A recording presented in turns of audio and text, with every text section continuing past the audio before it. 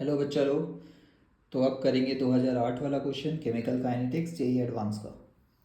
Again ये straightforward है until unless आपको लॉग से डर ना लगता हो, क्योंकि 0.693 का मल्टीपल टाइप का ही दिख रहा है आंसर। तो मतलब समझ में आ गया ये ln2 होता है 0.693। तो ln2 सॉल्व करना आना चाहिए या log 2 इंटू 2.3 पता होना चाहिए 0.6 होता है। तो बहुत लोगों को लॉग से देख के डर लगता है, तो इसीलिए यहाँ पे क्वेश्चन आसान है बट कैलकुलेशन आपको लॉग का थोड़ा कंफर्टेबल करना पड़ेगा। For the first order reaction initial concentration दिया हुआ है 10 मोल। तो फर्स्ट ऑर्डर रिएक्शन का टी हाफ दिया हुआ है, T50 मतलब टी हाफ। ठीक है, टी हाफ क्या होता है फर्स्ट ऑर्डर के लिए 3। तो देखिए 0.693 हमारे फॉर्मूले में भी है बाई के। अब टी हाफ कितना है 10। तो इस वाले स्टेटमेंट से हम लोग का क्या निकल जाता है के, जो कि आता है 0.6/10। तो 0.0693 लिख देते हैं और क्या। आंसर में भी 0.0693 दिख रहा था। ठीक है, इतने सारे आंसर में 0.0693 मल्टीप्लाइड बाई कुछ दिख रहा है। और बोला गया है स्टार्टिंग विथ 10 मोल पर एल, तो मतलब आर नॉट क्या है 10 मोल पर लीटर। आफ्टर 20 मिनट आपको बताना है रेट क्या होगा।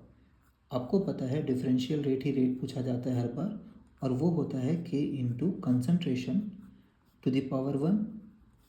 ठीक है, अब कंसनट्रेशन जो भी है LHS का वो यहाँ दिया हुआ है 10। तो R not to the power 1 initial time पे क्या रेट चेंज होता है।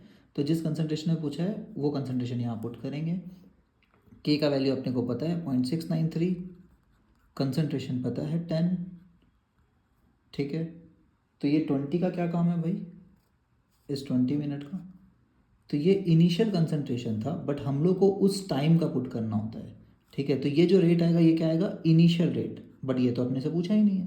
तो यहाँ पे बहुत सारे लोग गलत कर देते हैं और उनको लगता है कि ऐसे ही करना होगा।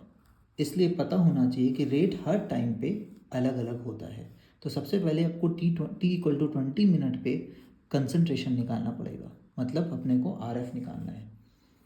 फॉर्मूला पता है अपने को R not by R equal to k into T.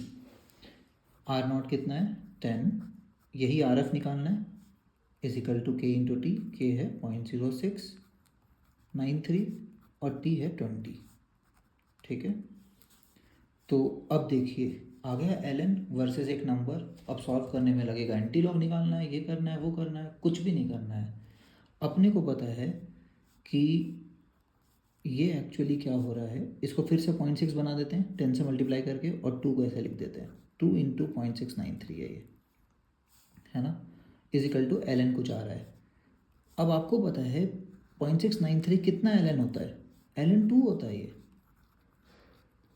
ठीक है, तो ये क्या हुआ RHS ln2 square which is 4, ln4। और LHS क्या था अपना ln10/RF।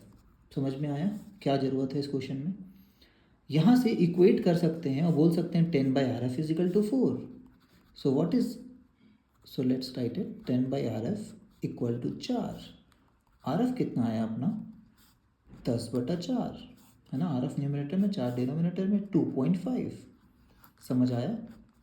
अब यहाँ यूज़ करेंगे तो रेट इक्वल टू हो गया के कितना था 0.0693 into final concentration which is 2.5। Match कर रहा है, बिल्कुल मैच कर रहा है।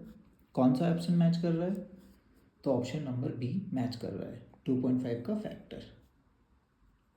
ठीक है, क्लियर। तो जो लोग अगर डायरेक्ट करते ये वाला करते वो लोग डी मारते, बट डी तो गलत आंसर है क्योंकि हम लोग को पूछा ही नहीं है कि इनिशियल रेट कितना था। और रेट विद टाइम चेंज होता है क्योंकि LHS घटते जाता है, इसलिए रेट भी विद टाइम जनरली घटते जाता है।